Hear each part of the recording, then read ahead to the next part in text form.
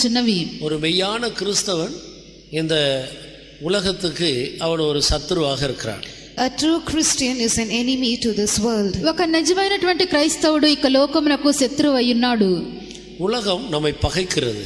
The world hates us. లోకము మనల్ని ద్వేషించుచున్నది. நம்முடைய அருமையான இயேசு சொன்னார், நான் உலகத்தான் அல்லாதது போல நீங்களும் உலகத்தார் அல்ல.